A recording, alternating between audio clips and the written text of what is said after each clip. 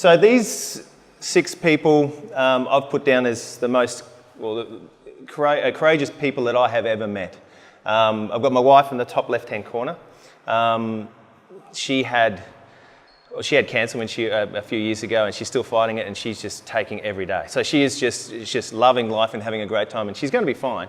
But when she did get sick, I was the one who started seizing up with stress and stuff like that. She was looking after me, which was quite amazing. We have Marianne, who I have worked with for 15 years. Oh my God, she was my first copywriter. And then for a little bit there, she went over to New Zealand, and then we kind of missed each other, so I got her back, which was really, really good. But yeah, we have had this amazing run together, the 2 of us. Anthony Herity, I'll touch on him a bit later. Ralphie Barnett, who we're just kindred spirits. It's just one of those things. He's an art director as well, passionate about friggin' everything. Vanessa and Simon Lockyer. Vanessa, oh my God, she is just, she's been an inspiration to me because she has really had to take on the business world from a female's point of view, and she kept getting slapped down every time, but kept fighting, and it was just amazing to see her. And Simon, oh my God, Simon was a managing director at McCann's when I was working with him, quit his job to start Young Care. He had no income, he had nothing, he was shitting himself, and started Young Care because he had a friend who was quite ill and was then put into aged care. So it was amazing the courage that he has. So, but I'll just touch on a few of these. So that's my family. I kind of grew up down in Logan. Interesting place to grow up. So that's me there. I've got my 2 brothers either side. That's my cousin there. Yeah, so I was just sort of humbled. I went to high school, didn't do so well. I did okay. I got enough just to get into university. Didn't know what I wanted to do, but just sort of got in there. That's my dad. Dad and I have had a really kind of hot and cold relationship, but he has been very inspirational to me. And what I wanted to do when I was young is become a professional sailor. That's the boat that I used to sail. So I was kind of bad at it, but I loved it. And I was always kind of last to second last, but I still gave it a good go. And I was going to become a professional sailor. I was a boat builder. I was going into that field. But then, because I was coming last and Dad was a little bit annoyed, he said this thing to me. He said, someone has to win the start, it might as well be you. And winning the start in a race meant you were set up and you could win the race from that point. And it was really, really important. But it was those words that he said to me that really stuck. Now, I asked him that question. I said, why did you say that to me? And he goes, I can't remember even saying it to you. So, but he did say something else. After I did start winning the start and start to do quite well, he then said this to me. Someone has to win the Nationals, might as well be you. And again, he actually doesn't remember saying that. And I don't know how, but I did. It was one of those weird things. I was not ranked that high. I just went down there just to have some fun, and then next thing you know, I won. And it was one of those kind of, I don't know, it was an epiphany moment, which was something that my dad said. And I think it's down to actually us being Queenslanders as well, or even Australians. When you have, like, say, Shia LaBeouf say, fucking do it, like this, you just go, really, come on. Whereas if you go in sort of like a humble sort of way, which is, someone has to do it, might as well be you. So, and that applies to everything. So that kind of stuck with me. So I did get into professional sailing after that, and that is literally me crashing into another boat. The funny thing is, the guy that I crashed into, this is him swimming away.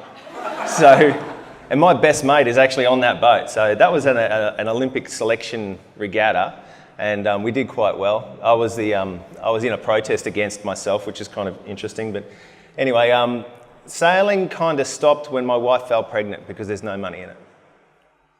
So I then sort of started working at McCann Erickson.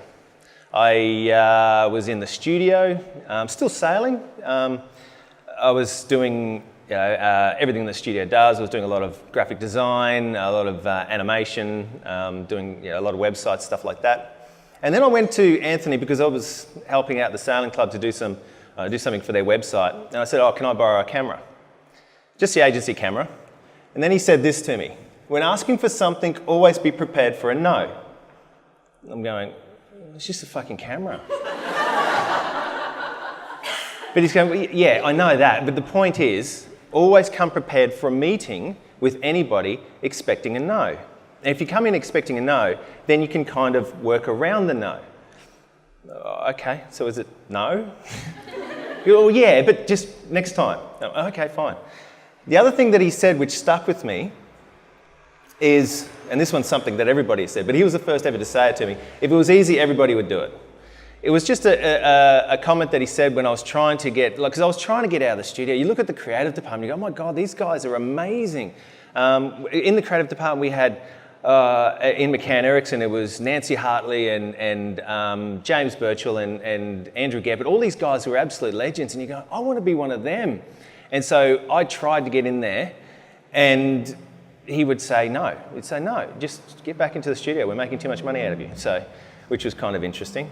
But he always said, if it was easy, everybody would do it. So easy to get into the creative department. And I thought, okay, so all right, I'll try. So then I had a crack at award school. Now, it took me a couple of goes. And when I did finally get in, I was shit. Like halfway through, a lot of people know this story, halfway through, I was told by a senior creative to stop it, you're embarrassing yourself. I'm not kidding you. Because I just didn't get it. I wanted to get it, but these people were just getting it. Like from the first brief, they would do amazing ads, and I'd just do like 100 ads, and they were all bad. And so it's just a process of elimination. And then all of a sudden, someone had to win award school. Might as well be you. So I thought, okay, and then really gave it a crack. And it was probably about 5 nights before we handed in our book, and I just threw everything out and started again. And eventually it was announced that I did win award school. Now, an interesting thing too, at that night I was told by another senior creative, this will be the highlight of your career. This is it. This is the pinnacle because you're in Brisbane. This is as good as you're going to get. Enjoy it now because you're on kind of a national stage now. So, but you'll go back into that humble kind of Brisbane beginnings. I went, oh, okay, great, awesome. So, interesting thing too, when I went back to McCann's, I'm going, I've got award school, and they said, great, back in studio. And it wasn't until this really fun moment when the managing director and the creative director both left at the same time. And they were kind of reshuffling or something. But what happened was there was another art director there who wanted to go down to Sydney. His name's Andrew Lefley. He's actually at GPYR now. He went down to Sydney, and there was a copywriter who was just kind of sitting there. And it was just a bit of a weird situation where these people just kind of all left at the same time. So I thought, hey, I could just grab my computer from the studio and then put it in the creative department and not say anything and see if I can get away with it. And I did. For 12 months, I got away with it. Like the new creative director came in, he's kind of going, great, here's my team. And Nancy and James and all the other guys were pissing themselves. They're thinking, this is hilarious. Let's see how long he can get away with that. And it wasn't until the new managing director went to get the phone list changed, going, why does Cristian keep saying studio on the phone list? He's an art director, he's in the creative department. And they go, no, he's actually in studio, he's just moved in there, he hasn't told you yet. So, and at that time I was on about, there was like about 80 grand, which was awesome for studio. And then they went, okay, you're an art director now, junior art director start at 40. Oh, okay, I've got a newborn, a mortgage, my wife's not working anymore, and I'm back down to 40 grand. And I should probably tell you as well, when I got into award school, I was 32. So I was actually quite extended in my career. I was kind of starting again from a really, really low point with my wage and with my title. So it was a big decision to make, but yeah, it was one that I'll never regret because it was a launch pad for me. So now I'm up to CD, which is kind of cool. Then while I was working in the creative department with this guy, Simon Armour, he went down to Sydney, and he's amazing creative. He's over in Portland, Oregon now doing just amazing work. But James did say something to me because we were having a BADCs, I was kind of sitting there watching everybody else go up and win awards. And he's going, find a copywriter here. If you can, that would be brilliant. And Marianne was up on stage every second bloody award. And this is when she was with you, Amanda. You guys cleaned up that night and it was amazing. You're only just juniors then, which is awesome. So I stole Marianne away from Amanda because, I don't know, you guys were going off into different directions, I think. Oh no, that's right. You got fired, that's the best thing. You won all these awards and got fired and then did this amazing video to let everybody know that you got fired too, which is kind of cool. So, yeah, I teamed up with Marianne and it was great. From the first meeting, we kind of met in a coffee shop and she's kind of walking going, hi, my name's Marianne. I'm going, awesome, okay, here's a brief, let's start. And she was still working at BCM at the time. I probably shouldn't have said that out loud. And then, yeah, we just started working together from there and it was amazing. And she is the most courageous person I have ever met. Like the turning point in our career was this job that we did together for Clorox, where there was no way in hell this idea was going to get up. It was, media-wise, it was impossible. But we did have someone on the inside at Queensland Newspapers who, Jerry Harris is his name. He actually, and this is kind of a bit of a fun story, he had to hand a Caxton Award to Fairfax, and because News Limited were one of our clients at the time, he came up to Marianne and I and said, make sure that never happens again, get that prick to give me an award. So when we came to him with this idea, he kind of went, yes, all right, good, he's going to give me an award, we'll make it happen. But the media guys underneath Jerry, they're going to go, no, seriously, how the hell are we going to do that? But it took probably about 6 months to get that idea going. The client was all keen for it, but it was just so hard to implement across all of the newsagents. And Marianne was the one who just didn't let it go. She kept hearing no, but she just kept pushing.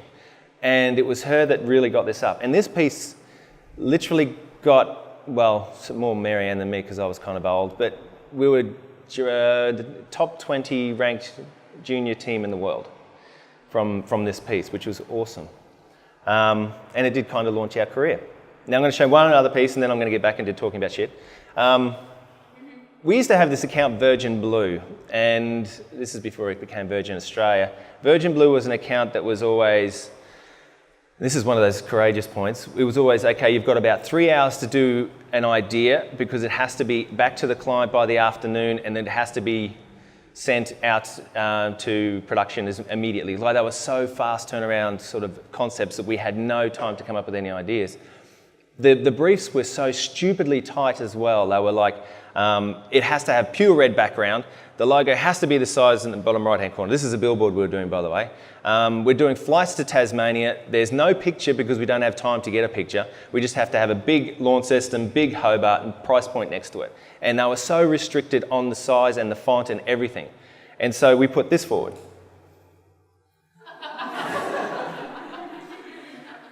Which they sort of went, yeah, look, I don't care, it's just got to happen anyway. So they ran it. And it was brilliant. And this was the first time I'd won an award at Award. It was a bronze, and they reluctantly try and give award awards to people in Brisbane, so it had to be good.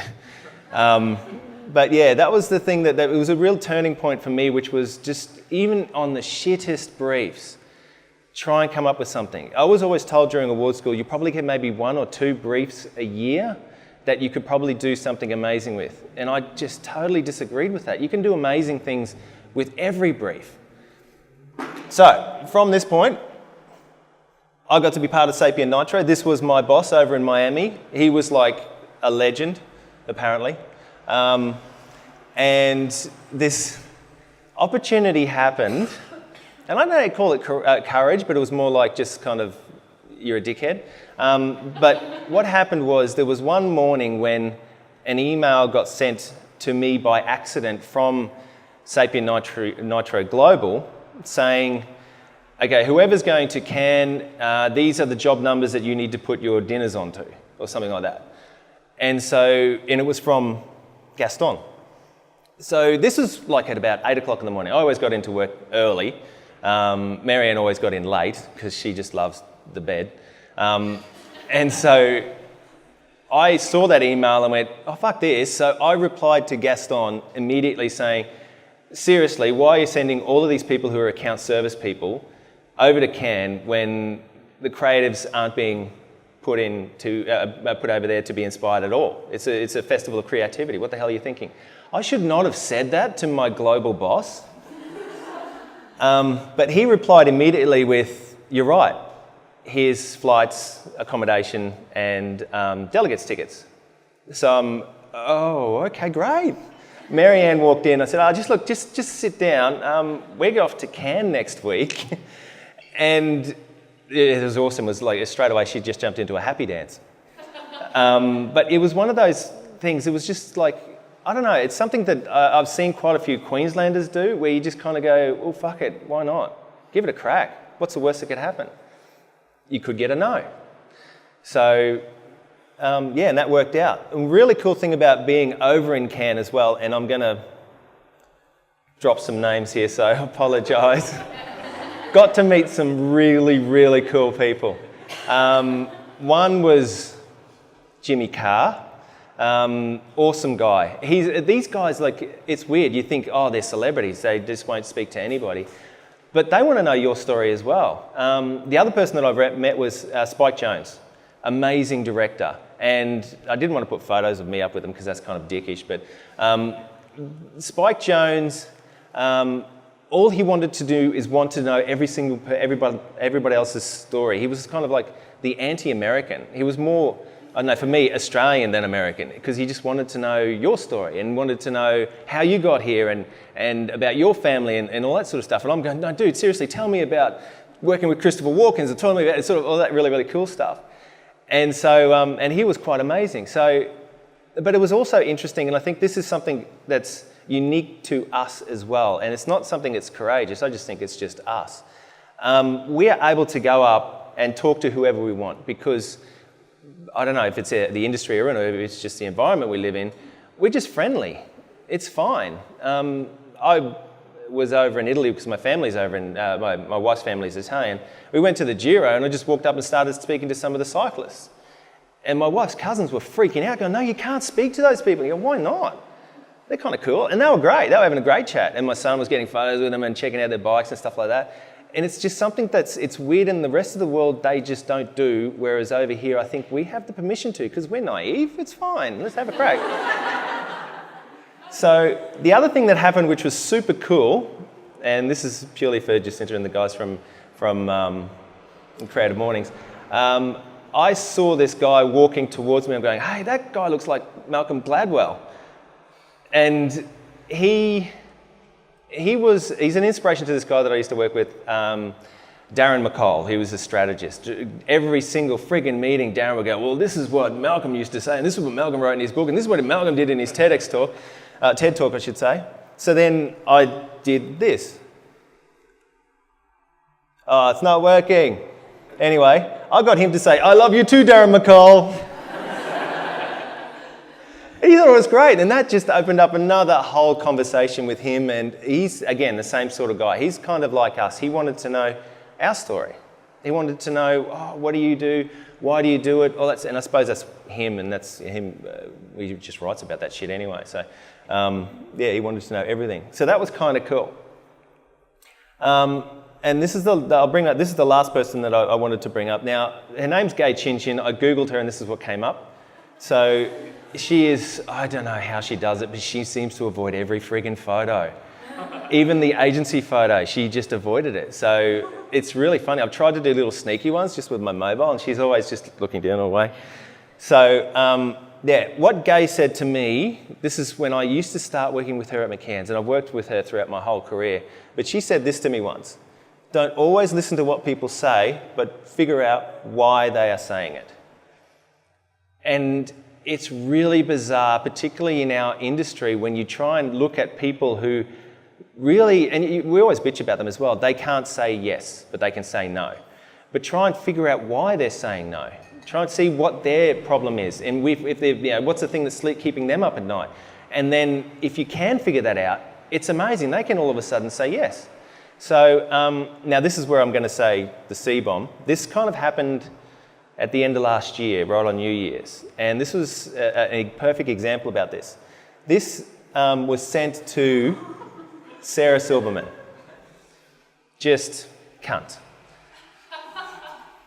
Now, 99.9% of the world would have blocked, or would have, I don't know, being a comedian, she might have said something stupid, or just said, you know, I know you are, but what am I, sort of thing. But instead, she sent this. I believe in you. I read your timeline, I see what you're doing. Your rage is thinly veiled pain. Now, what happened was she read through every single one of his tweets and then got to the bottom of he was actually sexually abused as a child. He was having drug issues. He was pretty close to suicidal. Now, and also the fact that it was New Year's Eve as well, or getting close to New Year's Eve. It was just a terrible point in this guy's life. And then she helped him. She helped him get rehab. She helped him get through it. And it was amazing from a simple point of why did he say that? Rather than just going, oh, you're an asshole. It's quite amazing. So anyway, I'm just going to finish on a couple of things that I said. Someone has to win. Someone has to be the best cake maker. Someone has to, I don't know, do amazing hair. Might as well be you. So that kind of quote, even though, and I've Googled it, I've gone crazy trying to figure out where the hell my old man came up with it, how he came up with it. He's just a friggin' genius. So use that, it works. When asking for something, always be prepared for a no. Don't always listen to what people say, but figure out why they say it. And this is the other one. If it was easy, everybody would do it. Like get up and stand in front of everybody and talk about courage. It's not easy. And also surround yourself with people who are courageous. Now, I'm blown away every day by the stories of the people that I work with. Their backgrounds are just incredible. Also, those people that have influenced my life. So, and on my final point, Jacinta's about to do award school. That is the most courageous thing ever because she is going to go through hell for about 3 months. Poor thing. But that's me. Thank you.